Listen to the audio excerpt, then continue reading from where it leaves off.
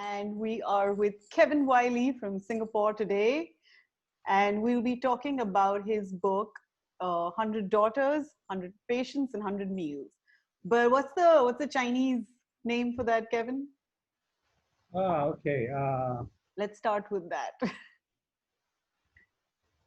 Park Noi, Park Noi, Park Chan. Cool. It's We'll actually figure that out. because it's the English name is like almost a literal translation from like Chinese. Right.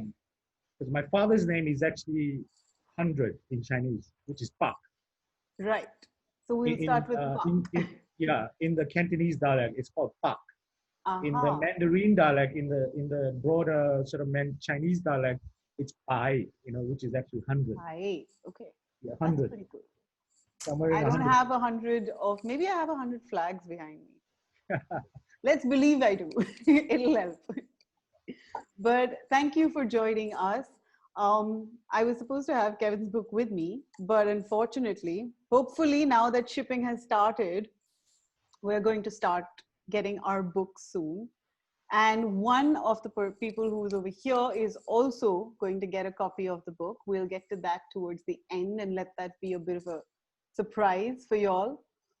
And hey, VJ is also there. Hi. So VJ is maybe, here? yeah, VJ is there. He came on time. Forgot to bring my beer, man. I just got like coffee, DJ. VJ, we're coffee buddies today. That's it. Keeping it clean on that front. But maybe let's begin. But to start with, Kevin, do you want to just show us just the cover of the book so people know what we're looking at? Yeah. So I've got the book here. Amazing. The Wonders of Technology. I'm just going to shimmer it. Yeah. Ooh, that's a nice and shiny cover. Huh? Did you? So it's actually 2 books in one, which I guess I'll talk about later. Yeah, we'll talk about that for sure. One side is the photo book, and then you flip on the other side. It's a cookbook. Mm-hmm. Which is actually something that I found very interesting. And just to kind of give a backdrop of the book to everyone who's here, Kevin's father used to own a restaurant in Fiji, right? Which is where this whole journey begins. So in some ways, the book that we see in front of us today is got stories of 2 generations and many, many lives within that. And Kevin, do you want to tell us a little bit about your dad's history and his restaurant, just for people to kind of have an idea of what that was like? Yeah, sure. So my father is originally from the southern part of China, Canton side. Okay. So he was born in a small rice farming village. So back in the day, most of the people, young men, as they still do now, they have to leave because there's not much money, not much work. So they go abroad to look for a better, greener pastures. Yep. And in those days, right, what was popular, the popular coinage was for the Chinese of that era was to go look for gold mountains. Kamsan, I think it's a trail. It's a term that refers to the Chinese that were taken to US to be gold miners. So everyone, so there's always like a hunt for gold began. Yeah, I'm going abroad to look for gold mountains. Wow. So my dad, when he was a young man, I think he was maybe in his early 20s. He left and then he landed in Fiji, which is very far away in the South Pacific. A different kind of a mountain. Yes. And coincidentally, there's a huge Indian diaspora there as well. So it's, I'm talking from predominantly maybe an Indian audience here. I actually grew up with Indians, right? Just on a side note, Kevin speaks amazing Hindi. So when we're having a chat and we want to say something like, within the group about someone outside, you can, if you speak in Hindi, Kevin will get it as well. Like, he's part of the gang in that sense. Well, I've left Fiji for a long time, so my Hindi is kind of like gone. It's like leaving. But every time I go to India, it slowly comes back. Right. But in Singapore, most of the Indians here, they're all Tamil speakers, right? So that's yeah, sometimes I by default I talk to them with a bit of Hindi, and they don't understand what I'm saying. They're all speaking Tamil, So yeah. So okay, so back to my father. He went to Fiji. My father's sister was there first, my auntie. Okay. Right. And I think they had, that's the tradition of migration, right? Someone goes first, they do well, and then they bring someone else from the village, right. and that person does well, and then they bring another person, So that's kind of the migration path, yeah. Right. So my father worked for his sister for a bit in the kitchen, learned how to like cook and whatnot. Then he saved up enough money, and then opened his own restaurant in Fiji. And then during the I think he opened his first restaurant, the first one, in 1970. I think it was 1970. Oh. Okay. Yeah. And the first few people that he hired were all Indians, young Indian boys that he hired, and then he taught them. So actually, I grew up in a Chinese restaurant cooked by Indian chefs. We have this term, I can't say all over India, but definitely the north of India, it's called Chinjabi food. I had Caleb try Chinjabi as well. And he was like, what? This is not Chinese. And I was like, this is Chinjabi. This is its own meal. It has its own cuisine. But I mean, of course, I'm sure over there was no Chinjabiness happening. They were quite authentic on that. But so was your father then cooking Cantonese in the restaurant? Yeah, Cantonese, but obviously it's the kind of Chinese food that needs to cater to the local market, right? And a lot of it, if you go to any Western country or country sort of outside of Asia, the food is the first wave of Chinese food, right? Right. Pretty much similar to the ones in like US, right? It's the chicken chow mein, the fried rice, the sweet corn soup, Right. So outside of Asia, right? That was Chinese food. So, that was what he cooked, right? Or what was on the menu. Of course, there were other stuff in and out. There were like secret menus, but like that was pretty much what it was. That was the standard menu for anyone who was coming in for the first time. Yeah. So, so a lot of the dishes were like that. So, he started in 1970. Nice. And then he grew the business. I think during the 1990s, he was in his prime. So the restaurant was in its prime in the 1990s. So if you visited Fiji in the 1990s, you would land in my town, which is the only town in Fiji that has the international airport. And if you stayed there for a few nights, you would eat at my father's restaurant, because his restaurant was the biggest, most popular restaurant then. And that was called Poon's as well, was it? Yeah, Poon's restaurant. Yeah.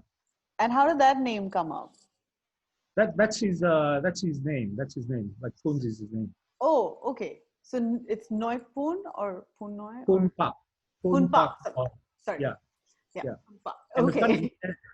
And the funny thing is, when I was doing this project, this book project, I reconnected with one of the very first employees or chefs that he hired.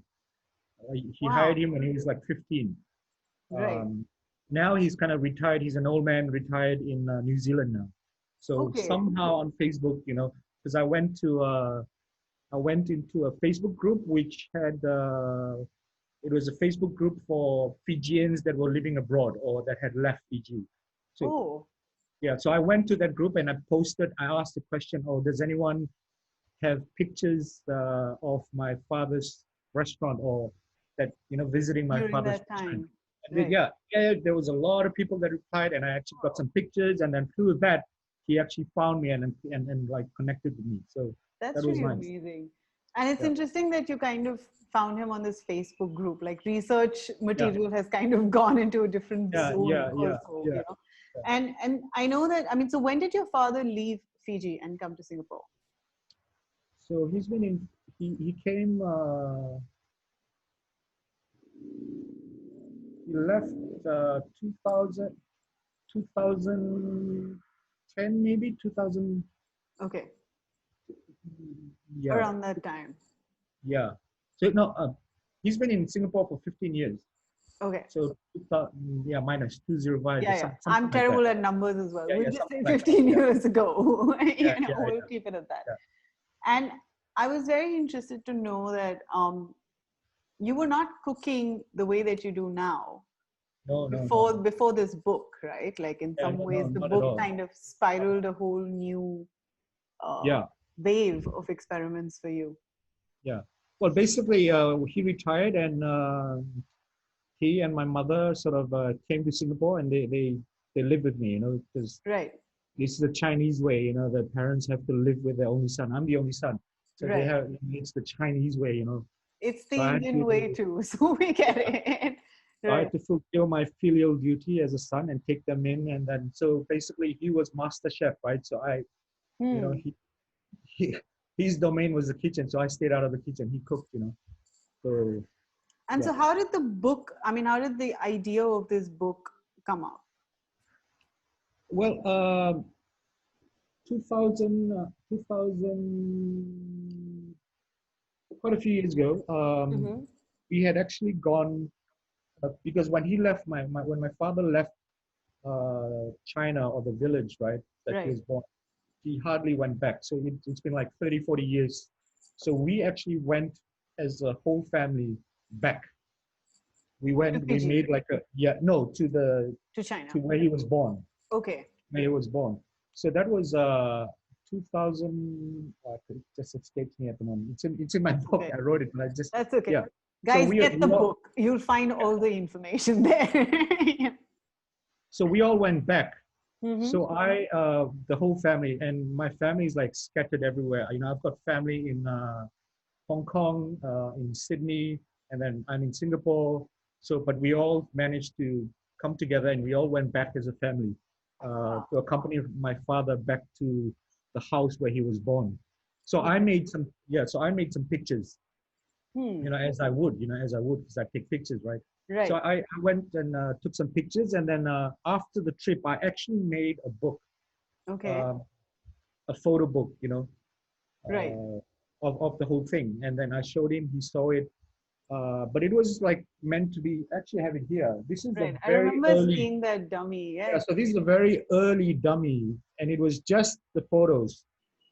Um, and it's basically a family, I would just call it a family album of a road trip. Right. Uh, yeah. So I actually made these like years ago, but I never sort of published it Mm-hmm. uh, or made anything of it. I had like 4 or 5 dummy copies that I made. Right. It was just a record. But then, And then no, he no, no, passed please carry away, and then, I felt that, I wanted to do something, and but instead of like, mourning his loss, I wanted to sort of celebrate his life, or at least uh, keep a good sort of document of his life and our family's sort of history as well. So on. Right. I thought that I would actually publish this as a book, but then, In itself, without the recipes first. um, well, when I started doing the 100 recipes, right, I didn't really think of making it as a book, Okay. because actually the first time I started cooking, right, I didn't really pay attention to what the food looked like. I didn't take any pictures. I was more concerned with what the recipe was, the taste, and all that. Right. But it was only after I started, really getting invested in it, then I thought, okay, maybe I should, you know, look Yeah. at the overall thing. Right. And so I started to pay attention to the plating and how it looked, Visuals. and I started documenting it. And as I went along, that it made perfect sense that, you know, I combined the two, Right. that it become that I use photography and food as a way or as a device to talk about my family history, and my father's sort of history, and essentially our diaspora, you know, because yeah. I mean, it makes a lot of sense because, you know, in so many ways to understand communities or to understand how we think and how we feel, a lot of it is kind of very subtly always present in how we prepare our food or what we consider is special or what we consider is comfort food, right? And a lot of these things, I think when you begin to dissect it and look at memory and how memory and food interplay with each other, they can very often expand on the idea of the person behind it. So, you know, I think even when one is looking at the recipes that are there, and these are all recipes, the recipes in the book are all the ones that were also cooked at your father's restaurant. That was one of the things, is it? So yeah, so it's a mix. It's a mix of the 100 dishes. It's a mix. So it has some of the popular dishes that my father made Mm-hmm. in the restaurant. It's also some of the dishes that we cooked and ate at home. Nice. And then it also has some dishes from Fiji, you know, Right. that we grew up eating, and you know, so because Right.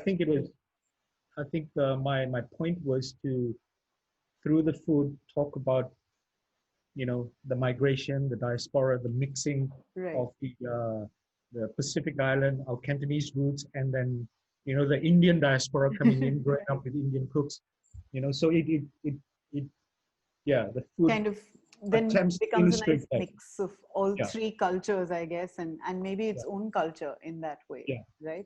And so, I mean, maybe what we can do is if you can share your screen and maybe show some of the images from the family album side of it. I think that would be really nice as well to see, and then maybe Okay. we can see a couple of pages of the food that you've been working on as well.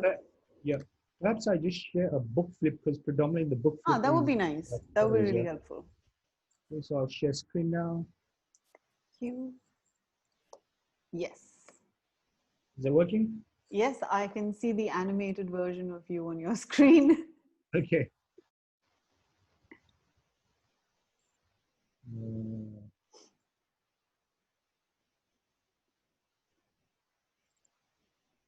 okay, so this is a book flip that I did. Hmm. Hopefully it plays okay. Yeah, I think.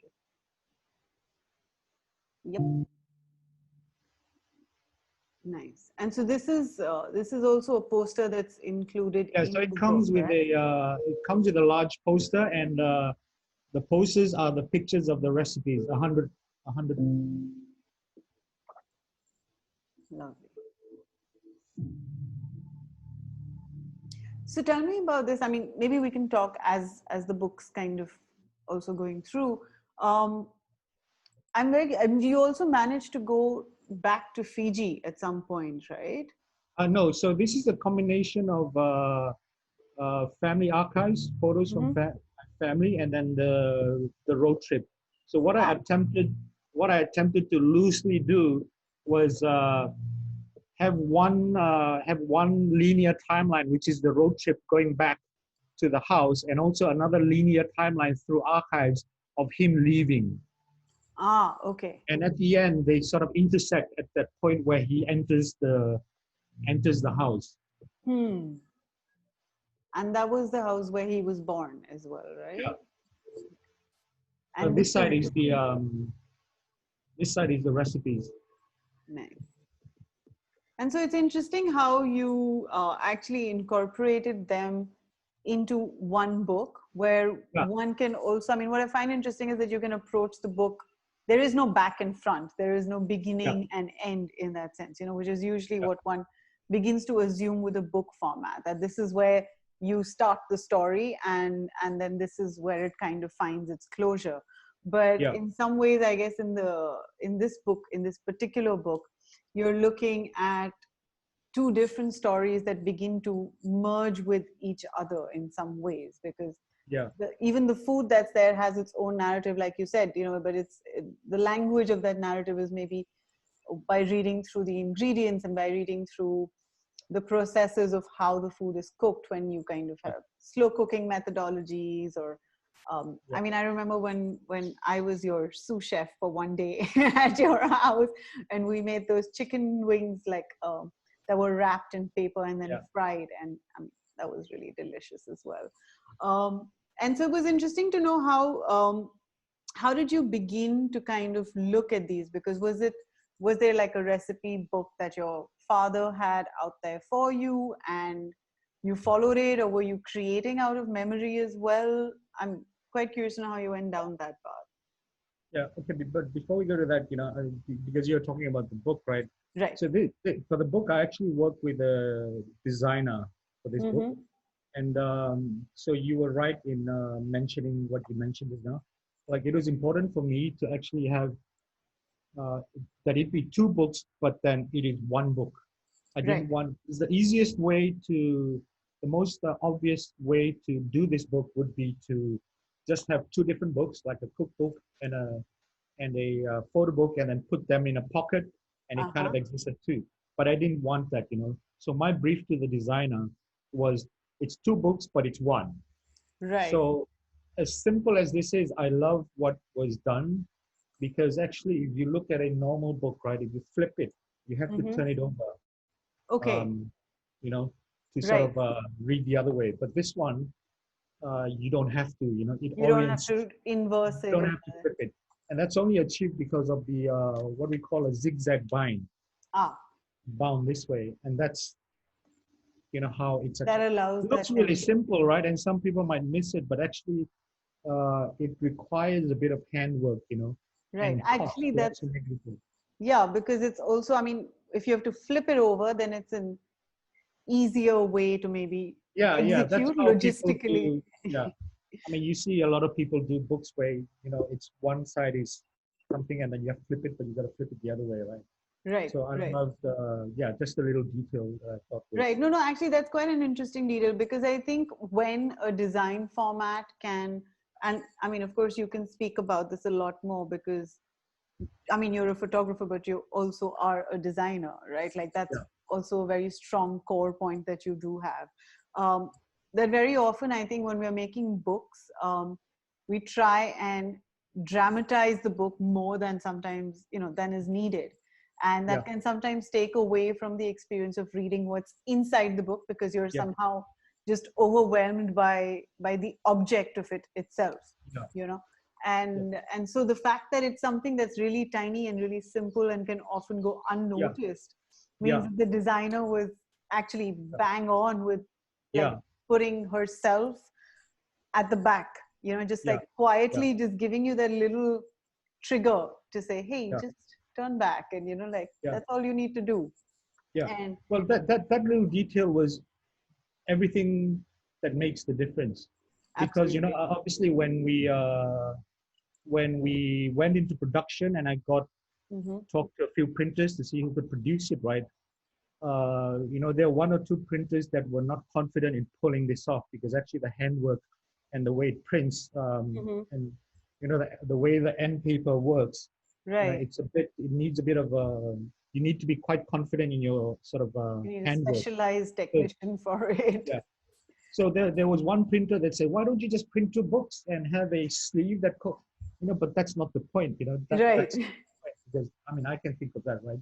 But this small detail meant everything for me. Right. No, and it's so true, because in some ways you can have these two books, but then you're kind of almost cutting off the emotional connection that actually connects one. I mean, I'd probably call it a chapter, like one chapter of that book to the next, And so that's actually really nice. And you, just to clarify, you printed this and produced it in Singapore itself, right? Yes. Yeah. And it's interesting because I've been selling the book, and there have been some people that bought it because of the pictures, but then there's some people that bought it just for the recipe because they were curious. Right. And They didn't even care about the fact that the I was, images are behind it. They were so like, great, he being could be a photographer, but I want to know the recipes, yeah. right? So there were a lot of people that were interested in my story, because obviously the story, and then I managed to get like a bit of press, and I was in the papers, and Right. people were interested in that. So there were people that came for my book launch and bought the book Hmm. that were purely just interested in the food, and the photos was sort of by the way. It was incidental in that Yeah, sense, right? incidental, yeah.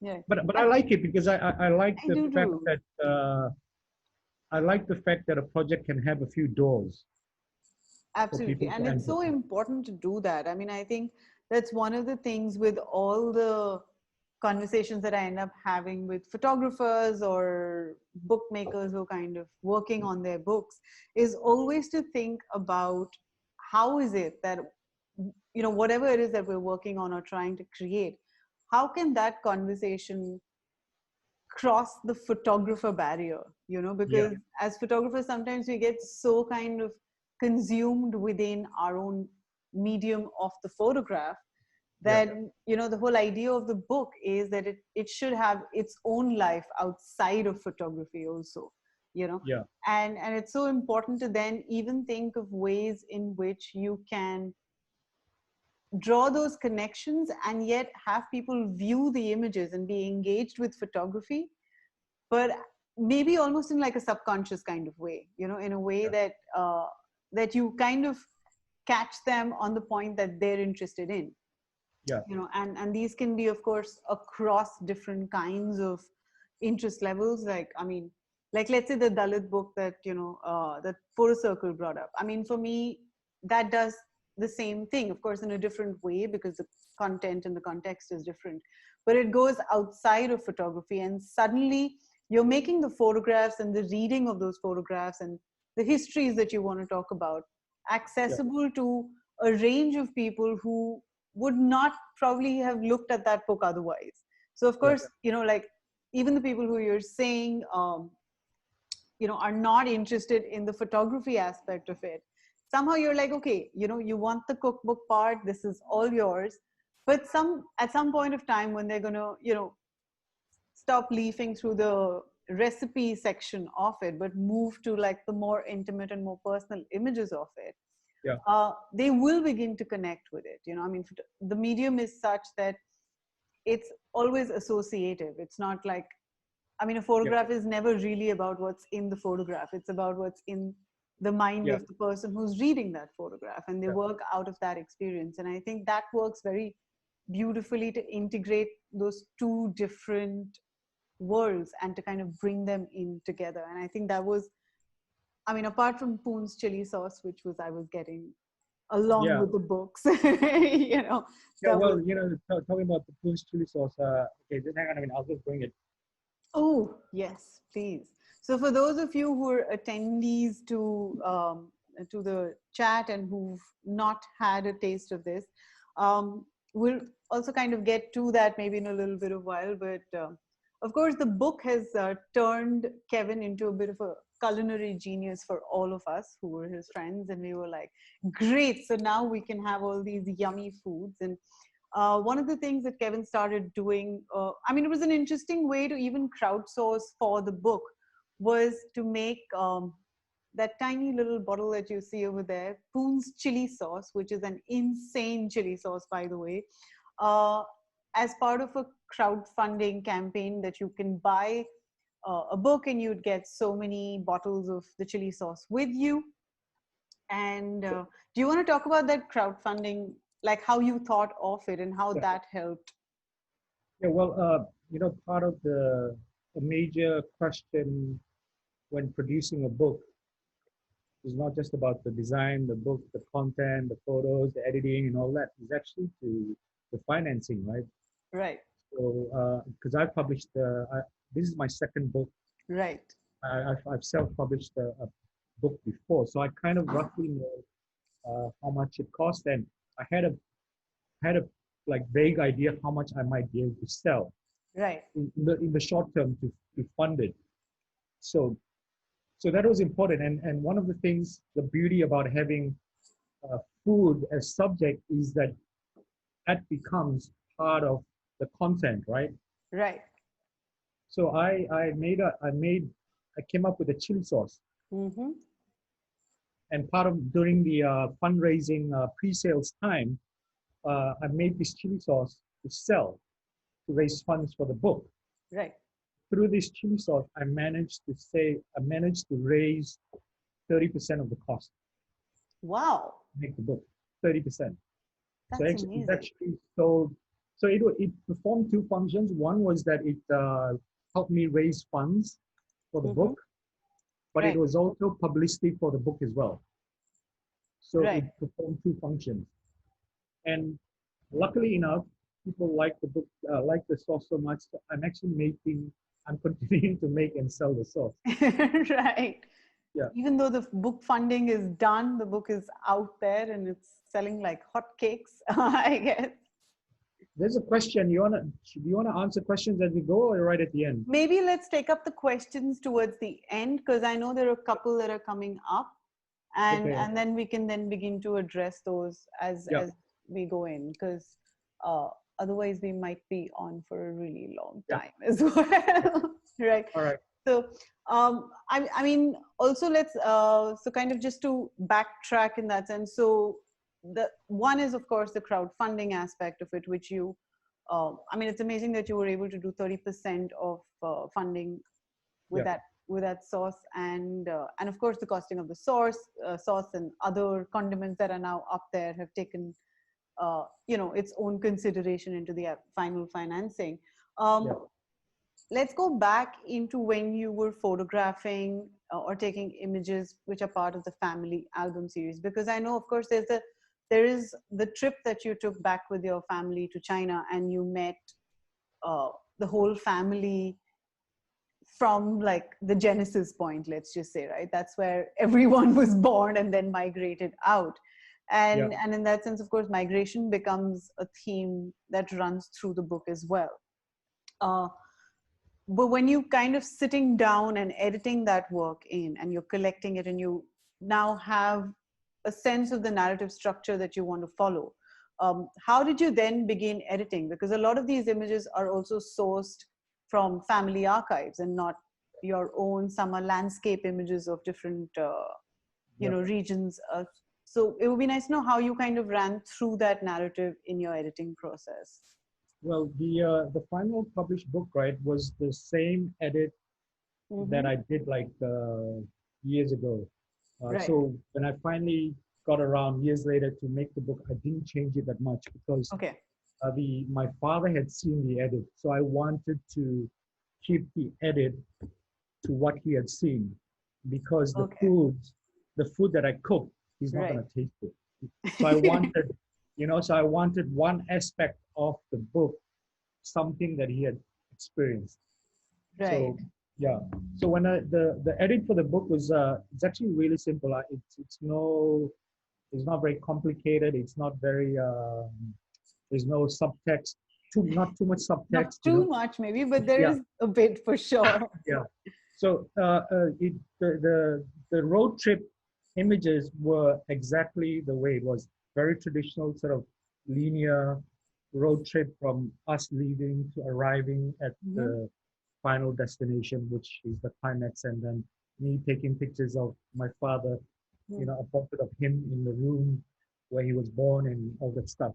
So Right. that was one edited very linearly, interspersing family images. Obviously, there are some pictures that I felt represented how my mother's relationship was with a sister. So there were pictures that sort of, suggested that. Right. Um, and there were some passport pictures that I found. My father's one is like direct, looking at Mm-hmm. the I camera. remember you. There's one odd one where my mother is kind of taken sideways. So I Okay. placed it. So because for me, it perfectly sort of showed their relationship of Right. so there are little things like that. Like an But this, internal conversation within the spread in that sense, right? yeah, yeah. So to me, that by pairing those two, Mm-hmm. that was a reflection of their relationship with each other, to, Right. in my eyes. So that, like I said earlier, there were two narratives, two Mm-hmm. sort of linear narratives.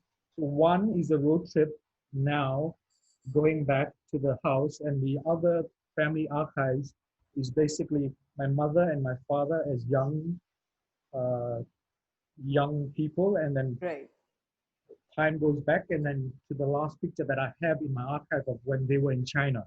Right. Can we So they see kind of that meet. image? Sorry, just if you don't mind. Let me see if I have it here. So this, like for example, this. This is the straight on. Yeah. Yeah. So this was an image that he took before he left. Right. Man, he was a good looking guy, dude. Yeah, to me he looked like Elvis, man, when he was young. Yeah, I just need some of those Yeah. sidelines and then we're good. Yeah. Let's see what else.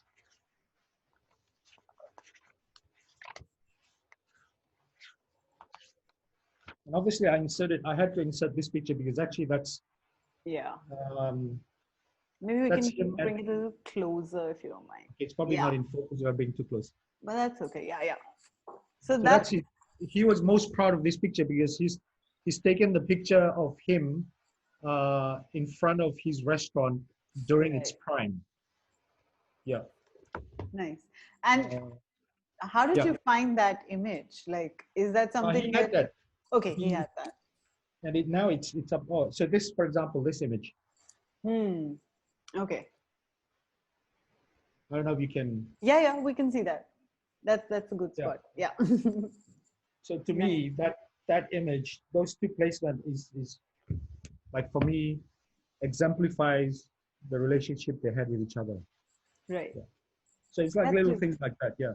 No, that's really beautiful. And I mean, of course, migration, and in some ways, I don't know if you wanted to place yourself in this act of migration, because you also at some point of time obviously moved from, Fiji, came to Singapore, right? Directly, Yeah. I think you came to Singapore.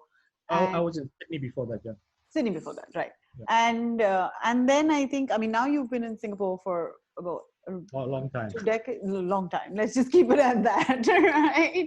And I mean, just very quickly, I wanted to also bring in this, which is the only other book that I have of Kevin's, which he was very nice enough to donate for. I mean, give it to me, and now I've made it a part of our library, so people can access it from there. And even within this book, now you're also trying to, within Suddenly the Grass Becomes Greener, also you're trying to find the sense of identity of a nation again. So I mean, the geographical curiosities are always there for you, it seems. And I was quite interested to know how, if there were any connecting thoughts, maybe not obviously in a more direct way, but that have impacted your practice and the kind of work and the kind of projects that you take up as part of personal work. Well, it's interesting, right? Because actually the two books, right, is about mortality and passing. Because actually the first book is about the death of Lee Kuan Yew. Mm-hmm. Let me just. So that was like it's almost so that's kind of, it's about his death, and this book is about my father's death. So it is about mortality, and I think it is a subject that I think as you get older, everyone kind of gets, How old are you getting, man? Isn't all photography about mortality, right? Of course, absolutely. Like it is. I mean, whether it's the death of time or place or animal. Yeah, I think all photography works are about mortality, indirectly or directly, so we're all invariably a bunch of people just attached to nostalgia and pick up the camera to kind of make sense of it, maybe. And I think the subject of identity is something that someone like me who's migrated, And especially now at my age, well, basically, I spent my first, half of my life in Fiji.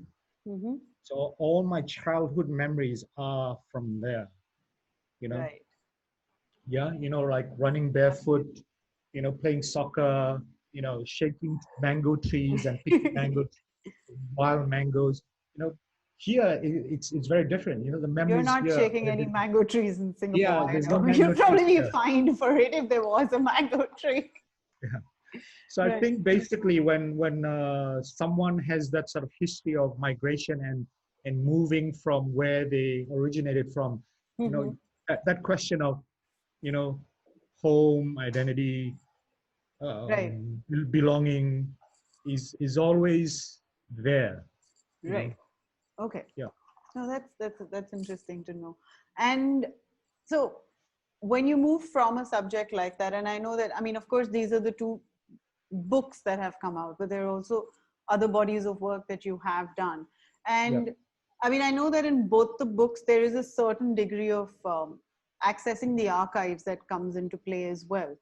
Yeah. But with your other work, I mean, I'm just curious to see how, in terms of how you begin to decide which is going to be a project that you would want to be made into a book.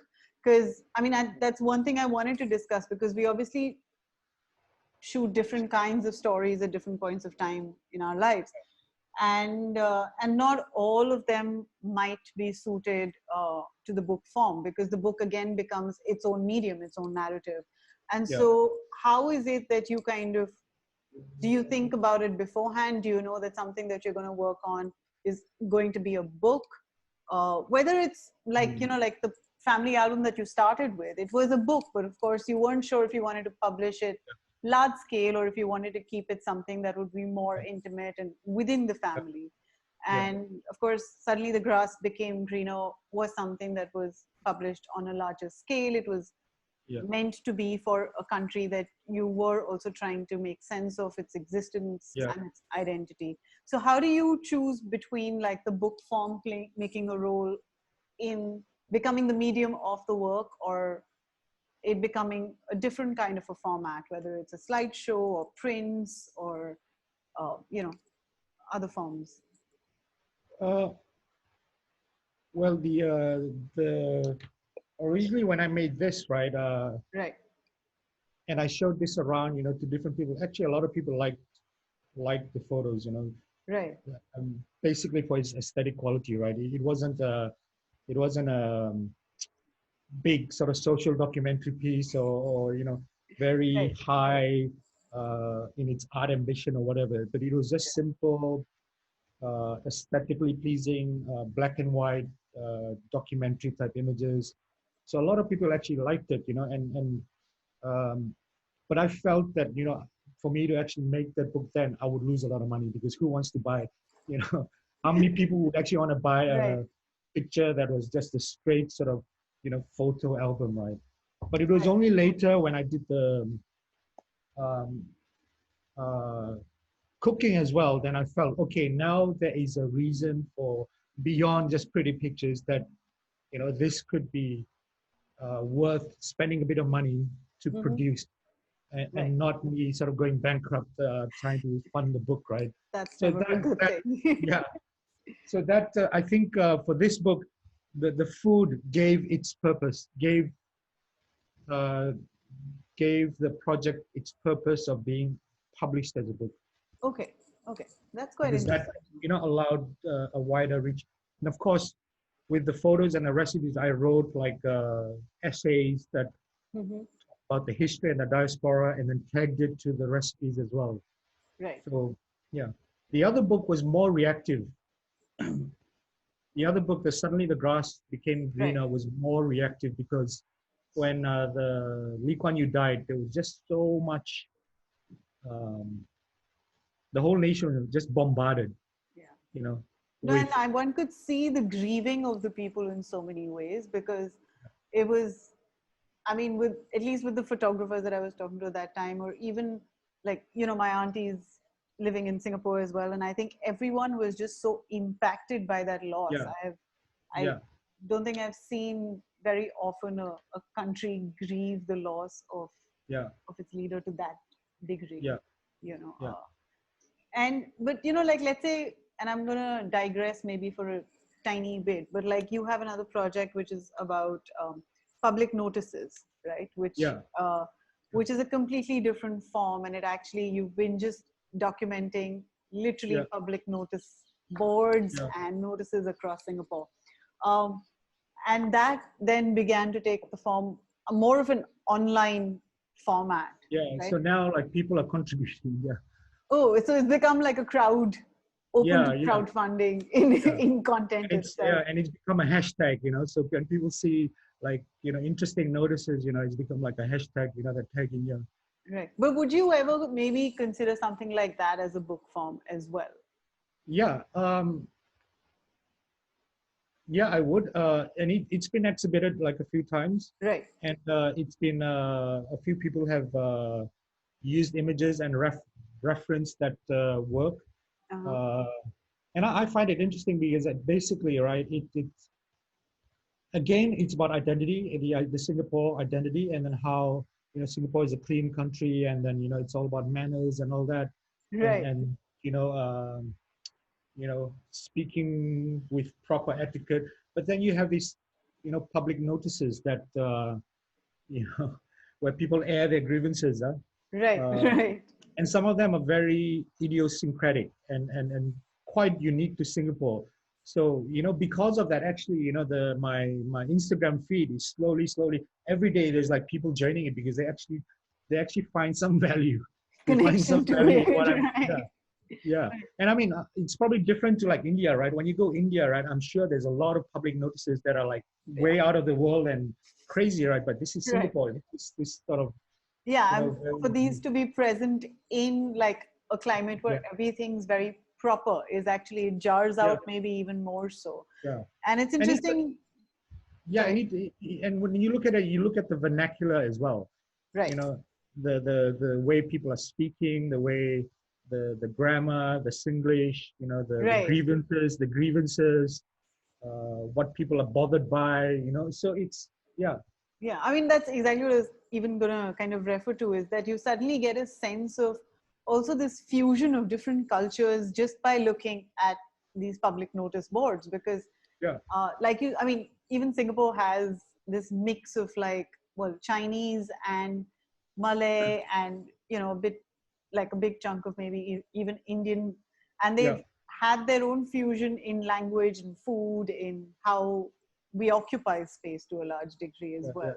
So, I yeah, mean, I just found it very interesting that somehow, even though they're very, very different kinds of projects, this yeah. idea of like this multicultural fused form of an identity becomes even more interesting because it's kind of running through all your works Well, one of from the things different that points of view. yeah, well, one of the things I'm interested in is the aesthetic, the Singapore aesthetic. Right, If I can put it in broad context. right, So for me, the public notices is also exploration of the Singapore aesthetic. Because if you look at imagery of Singapore, right, whether it's done by photographers or by the tourism board or whatever, it's very beautiful. It's yeah, right now the most popular sort of palette for Singapore is this sort of pastel-y hue, right. so so for me it's It becomes I present like even in the visual that I think you put out there, like even the way that yeah. you photograph it. Yeah. So It's quite present. yeah. So that's constantly whether okay, like even the even the book, the suddenly the grass became greener. It Mhm. is also about the aesthetic because if you go back to the time when the Singapore when Lee Kuan Yew passed away, the Right, predominant sort of aesthetic was this grand sort of goodbye and this highly dramatized hmm. uh, emotional display. But if you look at the images I put, they're all very It's sedate, very, yeah, and yeah. there's no indication that someone has passed away. So that's something that is underlying Right. in the work here. Definitely. Yeah. No, Yeah, and I'm quite interested also to know because of course, yes, you are, you're a photographer, you you're a curator, you run Invisible Photographer Asia, which obviously looks at photography across genres, across styles, across different disciplines. But apart from that, you're also a creative director, and you have kind of like a can I say, a design wing aspect to to your life as well. And so how do all of these different disciplines, how do they begin to impact the way that you photograph, or how you end up looking at the life of a project, beyond the beyond the completion of a work, beyond the photography part of it? Because I think for you it's kind of like a complete closure, even in medium, in terms of final medium, right? Yeah. Well, unfortunately, I'm not as organized or strategic as one might, as I might make lead myself to Voila, no, look you like, do. You definitely give me that impression, so I'm Yeah, sure it's it's there. not true, it's not true. A lot of it is very impulsive, very organic, you know, something that just happens and then I just go. But I have this impulse that once I start something, I need to finish it. Right. So that's kind of what drives me. So if I start something, I need to finish it. Okay. So, You have to find the yeah, so closure. in a way, that's my method, Right. Yeah. No. Well, that's a very practical method, I must say, because invariably Yeah. a lot of us begin to get indulgent, and like one project that maybe could have found its closure much before gets kind of stretched to Yeah. timelines that are sometimes not needed, I think. Yeah. And I think with, creative people, right? Basically, I'm a creative person, Right. and basically, I think all creative people will understand this, that we are very emotional people, and then we are very reactive people. So a lot of the times you make decisions or you make choices Mm-hmm. that are based on who you are, where you are, and what is happening around you. So a lot of my Right. choices have been made because of that. Mm-hmm. Right. Yeah. And just out of curiosity, because I know we're almost hitting an hour now, and we'll head to the questions very Yeah. soon. Um,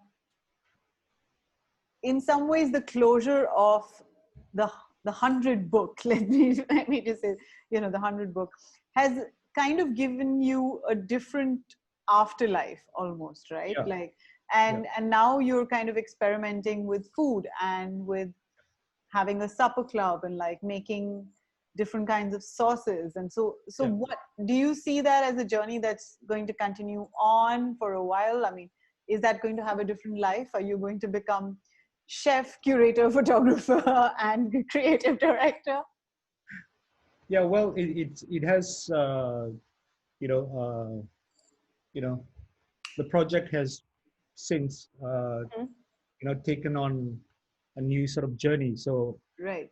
before after I published the book, it was, for me, it was very nice for, okay, first of all, for people to taste my chili and eat my chili, Mm. which you have done as well.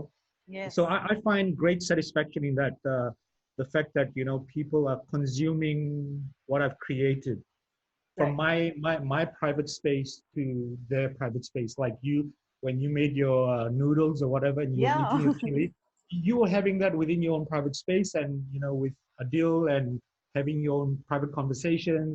Right. So for me, I find that very fascinating.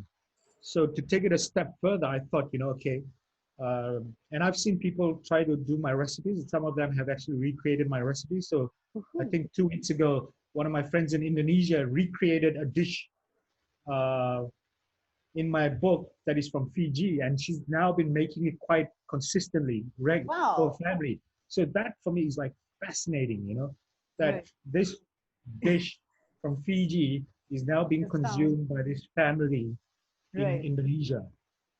And it's So quite interesting, because I've also seen like a lot of people have taken this Fiji recipe, let's say, or Chinese recipe of the chili sauce, but it's yeah, suddenly going into like pastas, it's going into like Asian food, it's yeah, going into yeah, Indian food, yeah, and yeah, so that sense of fusion and multicultural um, yeah, mixing up of ingredients is kind of even expanding more and more Yeah. because of the book, you know, in Yeah. so many ways. And that's actually really fascinating as well. I'm going to quickly take some questions before we are way out of Yeah. timeline. Um, so there's Tamujit here who actually wanted to know what I think this is for the 100 Daughters book. It's called, what do Yeah. we call this binding? The photographs open really flat. So I think you did mention about the cover bind, which is the zigzag. Yeah. What do we call this binding? Okay. So basically, this is it's thread bound, right? So it's thread bound, right? Yeah. Bound with a thread sewn. Mm-hmm. But for it to sort of open flat, right? It needs to have an open spine, Right. because if the spine is stuck to the cover, right, you won't be able to open it flat. Yeah. Just to So kind of give a parallel to yeah, that, like in this, it's a closed spine. yeah, So all the pages are then, because they're stuck to this spine, they end up having that curve in them. yeah, I exactly. also have his print that's it's just opened Yeah, up to the page where the print was. But also Tamujit, if you wanted to know, I think it's a Coptic stitch that I think has also been done for the open spine, because usually I think we use a Coptic stitch. We have Kosuke here, so he might be the pro yeah, level, Kosuke is the the master, master binder and master bookmaker. binder, bookmaker. So I better keep quiet now. I should also keep quiet on this, but that's what I assume. and Yeah, and the covers on a zigzag bind is what you said, right? yeah. Great. Nathaya wants to know, where do you feel home? That's that's a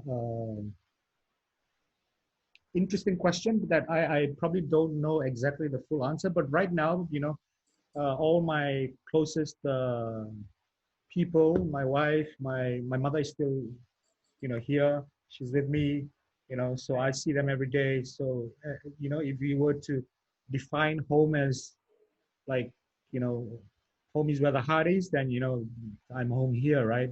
But then if you look beyond that in terms of like memory, Right. uh, all that, then that question is a bit vague, yeah? Because sometimes for example, I would sit with some Singapore friends and they would talk about like certain memories from their childhood, Right. and I have no connection to that. Right. Because for you, it's The in Fiji, right? Like it's yeah, yeah, in a my different childhood was land. very different. So they would have like certain snacks that they ate with as a kid. I Right. didn't have the snack. I was eating like green mango from the street, from the fallen from the mango tree, or Right. tamarind. Right. So those were my snacks. So there's a slight disconnect when it comes to times like that. Yeah. Right. Okay. Amazing. And there's an anonymous attendee who wanted to know, how long did it take you to start photographing the loss of your father? Well, for the book, it doesn't have any pictures of his passing. I didn't want to put. Actually, when he was very ill, like when he was very ill and he was in the emergency room Mm-hmm. for a week, I actually made photographs. Oh, Yeah, I okay. made photographs. I took a picture because basically the last week was horrendous. Like it was really one of the worst times of my life because basically, we were there and then there was nothing we could do. And I think Right. that's experience is probably one of the worst experience that anyone could have Any child, yeah. when you have someone that is very dear to you dying, but then there is absolutely nothing you can do but just sit and look. So the whole time we were there, for example, I made a video of the heartbeat, because Right. basically his heart was failing him. So, I have a video of his heart beating, and I also took a picture of his last sight of Singapore, which is the window, the view outside his window. And then I took pictures of his at the wake and all that. So I have those pictures, but I didn't want to put them in the book because I didn't I didn't feel that it was necessary, and I felt that it was more. This book was more to celebrate his life rather than his Right. passing. And Yeah. also, like you mentioned, that this was the the book form that he had seen, and you kind of wanted Yeah. that to Yeah. kind of Exactly. Yeah. Yeah. remain intact, Yeah. Yeah. and maybe in some ways have his approved presence in the book, you know, like Yeah. Yeah. consensual Yeah. presence, I I guess. mean, there was a point in time where I thought maybe I insert one image right at the Mhm. end. Right. Whether it's the image of his last his View of Singapore. yeah last week it was like a landscape shot just outside the hospital room, Hmm. and I decided not to put that in. Yeah. Okay. Krishna wanted to know, what do you think should be an essential element before starting any project? I mean, the initial point or jump starting element? Is there one essential element in that sense, do you think? Mm, I think I don't know about essential, right? Right. Because when you put it in that sort of context, right, then you begin to cross-examine every sense or every idea that you might have, which I don't think is a very good start to the creative process, because I think a lot of the times, because when you sort of start judging, okay, what's the essential things, right? You might overanalyze the potential of the project, Hmm. at the very beginnings. And I think Right. a lot of times, a lot of projects, for me, sometimes it could just start with an instinct or Right. an interest, Hmm. or something that you feel, or a feeling, So I think for the creative process, you must allow that to uh, to sprout and move before you start breaking it down and seeing whether it sort of has merit. Right. So I think uh, maybe I won't use the word essential, but I think what helps a project is that there is genuine interest in pursuing that for whatever reason, because actually it all boils down to interest, right? If it's something that you pursue because you feel that, oh, this makes a good project, or this might be project that is trendy, or this might be project that Anshika is interested in, so she can publish my book, then I think you're starting to look at it in a wrong way. And then if the interest is not there, you won't sustain. Right. Because ultimately, at the end of the day, right, you will, like I said, I like to finish what I start. So you will only finish what you start if you're genuinely interested in it. Right.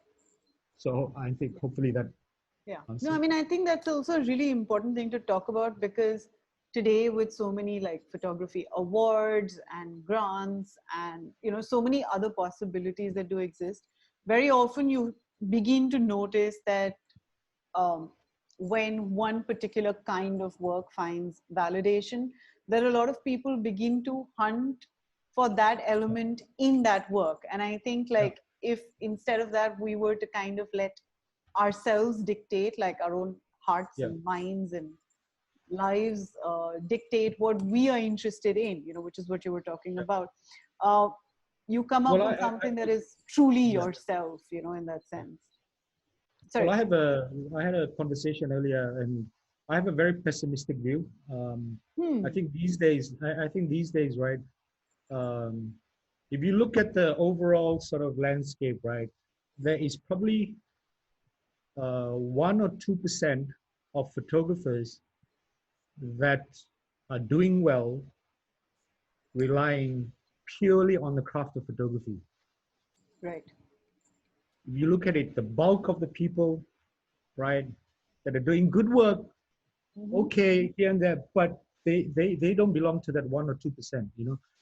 So I think it's a very risky gamble, right, to try and think about a career in photography and rely purely on the act of photography Right. today, because the world is very different now. you know. And if you look at it, of course you will find examples, and you will find people that are doing well that are purely just photographers and gaining success. But I think that's a very small percentage. So I think these days you need something more. It's got to be more than photography, you know. And photography is the means to communicate whatever that extra thing is, whether it's an expertise on a particular subject. And that expertise could be anything, you know. It could be you might have a you might be you might live in this very remote village in southern India that no one goes to, but that has this killer chili, right? And then you spend your whole life documenting the history and the culinary sort of output of this chili. You know, that's an expertise, right? Right. I mean, sometimes even I guess, I mean, I don't know if you would disagree with that, but would you then call like one's own awareness of an experience or of an emotion also that expertise in that sense? Like, you know, like when we say a chili, or when we say it's still, it's something outside of the person creating the work, let's just say, right? But also if you, I mean, if I as a creator then begin to develop what I connect with as far as this chili is concerned, then I think I might also be able to provide another perspective that I am aware of, that no one else has access to, maybe, in that sense. Do you think? Yeah, but you have to contextualize it. Right. Absolutely. You can't just get indulgent on that and say, yeah, I you love can't just chili. yeah, you can't just express it and then you know, expect everyone to sort of get it, right? Right. And absolutely. that contextualization becomes an expertise. Right. Absolutely. Yeah. Sounds good. Well, there's great hope for photography if we listen to Kevin. Okay, we have a lot of questions coming up. How do you work with the graphic designers when you work on a book? Sometimes photo books can be fully taken over by a designer as well. So how do you balance that? Okay, so I'm a graphic designer myself, right? So, you know, I'm a control freak, and I designed my previous book, you know, so I think the most important choice, right, is to pick. It's not just photography or working with a book design. It's any project that you work with. You have to work with someone that you truly trust and you like what they do, you know. And when you like what they do and you decide that you want to work with them, then you have to let go and let them do their thing. Right. So I think it's a two-way street. Of course, if you work with someone and there might be something that he or she does that you might not like, you can question it. But I think when it becomes, I think the best partnerships are when the different people are able to contribute to the project, the final outcome, and it not be someone that is just merely there to execute. So when you bring a designer on board, you want the designer to design. Right. But having said that, especially for photo books, you need to consider a designer that has sensibilities or is sensitive to the photograph. Because there's some designers that are very that may not have worked on like photo projects, so they are very graphic design. So they design graphically. So they don't have sensitivity to the photos.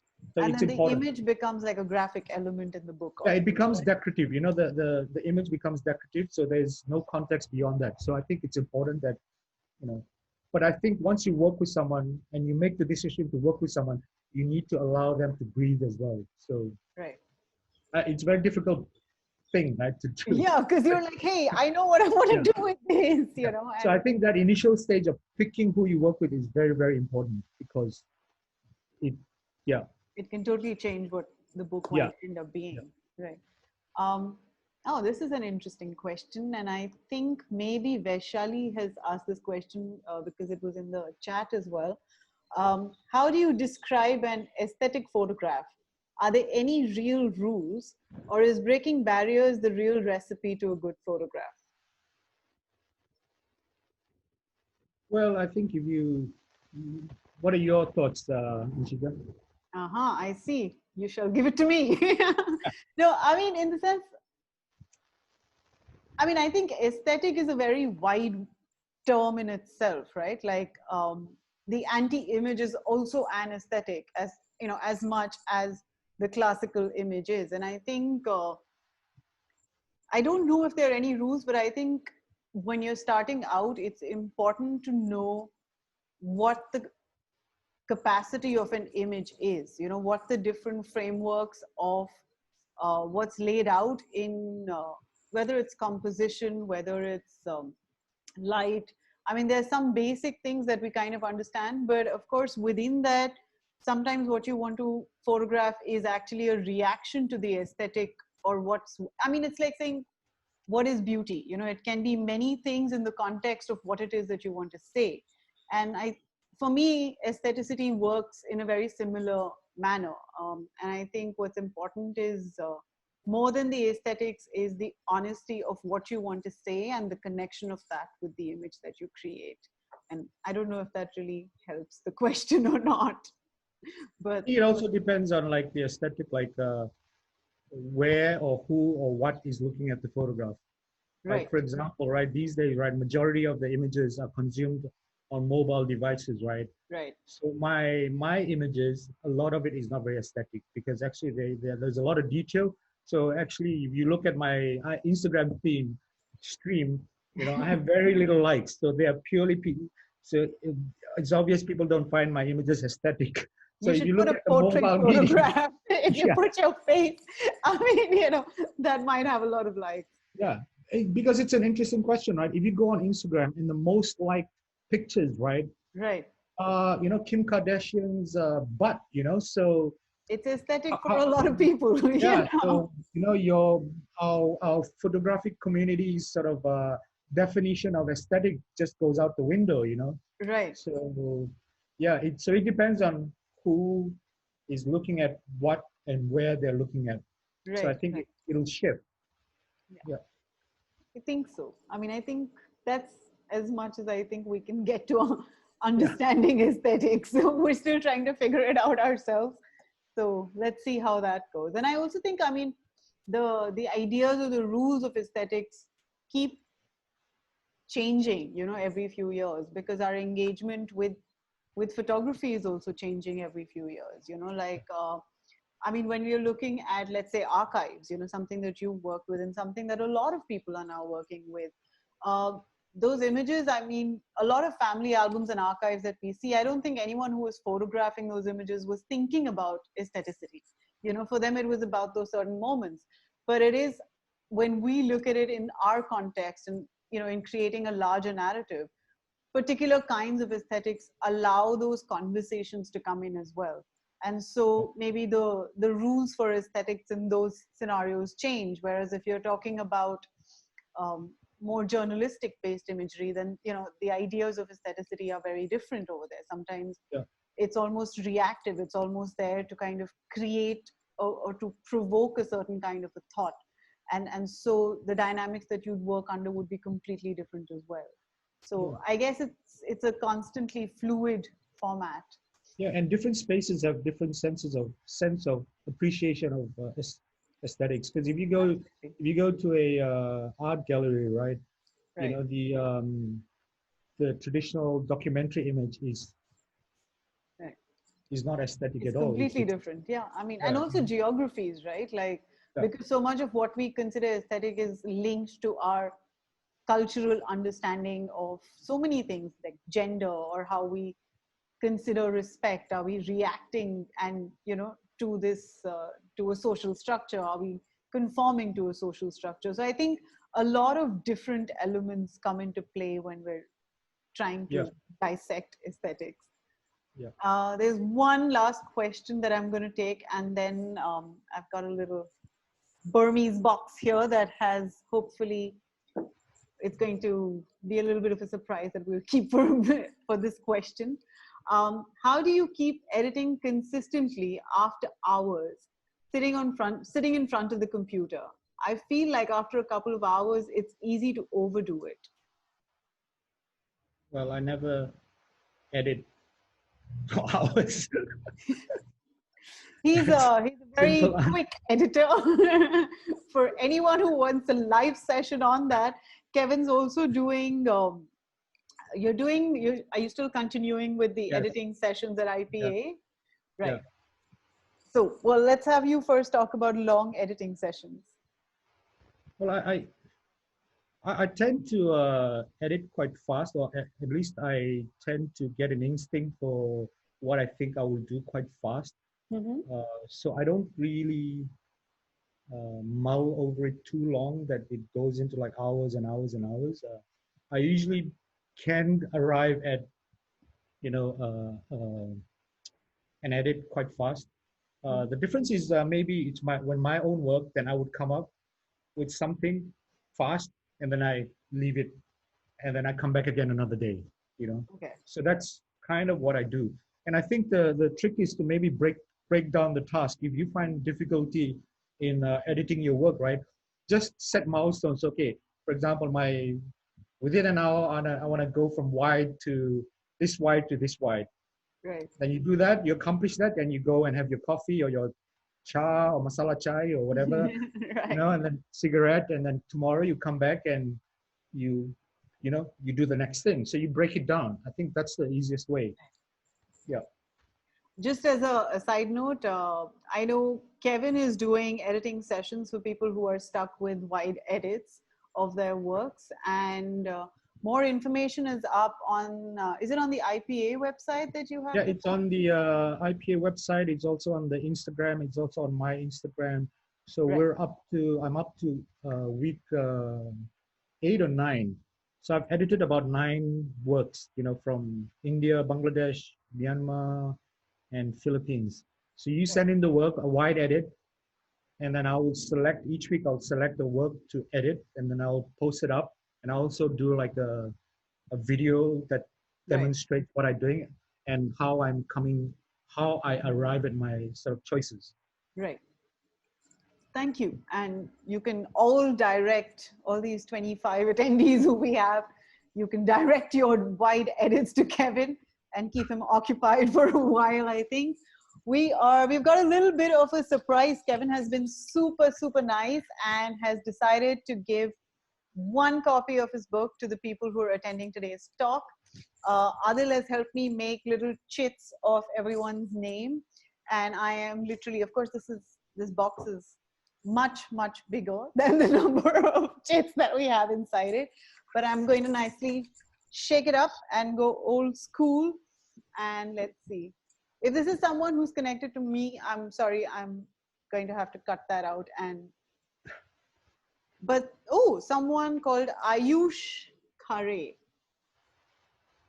Congratulations, Ayush. You have just got yourself a copy. Should I put this out there? Like, can you see that? Congratulations. And I am going to send this book to you once I receive it. Kevin's going to be sending in a copy, hopefully along with my copies of the book. Yeah, so after this whole thing clears and everything's good, and postal rates are not like up the roof because there's more planes, you know, I will send Anshika 3 books. So Anshika, your 2 books, I will send it to you, and then I'll send this additional Ayush's book. Yes, Ayush, I know you were there. So if Tamujit has already requested saying, Ayush, can you donate it to our library? Tamujit is from NID, so he's also trying to see how we can kind of get that into the university library. Well, I taught quite a few NID students at Photo Kathmandu, like. Oh yeah, when you did your session there, right? Yeah, I did an editing session, so quite a few of them came. They made an epic journey, you know, from NID all the way across the mountains and plains and valleys all the way to Kathmandu. Lovely. Ayush, I'm just going to send you, I mean, you can just write to us with your physical address, and our email ID is offsetprojects@gmail.com. I've also put it in here. So just send me your address and we're going to ship this book out to you as soon as I get it. Yeah. And thank you so much. This wraps up the May edition. We've got 2 more weeks in June coming up with continued talks. In June, we're going to mix it up a little bit. We have conversations with an architect, with an artist, with photographers, with interdisciplinary artists, and in fact a couple of indie publishers from India as well, who are going to be talking about the book and lots more. Thank you guys. I hope you have a super Sunday and a safe week ahead. Unfortunately, I don't know, Kevin, if you knew about it or not, but yesterday I think we got the news that our lockdown has been extended for another month. So we're all still indoors for a while. But well, our lockdown here is partially slowly unlocked tomorrow. Oh, yeah, we have But few very little cases on it, but it's the numbers are just going boop like that. So it's gonna take a while. But I hope you're safe, and I hope you all end up cooking more out of Kevin's book. If you guys want to order a copy of your books as well, since Kevin's going to be sending in a parcel to India, it might be easier for him to bunch it all up. I've put in his website earlier, and you can actually just go to the website, or I guess write to him directly, and he's going to be able to send it out to you as well. Sounds good. Thank you. Thanks, Kevin. Thanks, Anshika, for having me. It was a pleasure. It was fun as always. I look forward to when we're going to come up for our next meal to Singapore. Yeah. Yeah. Okay, bye-bye. Good night, All right, everyone. thank you. Thanks, everyone. Bye. Okay, I'm going to end it here, but I'm going to call you. Okay.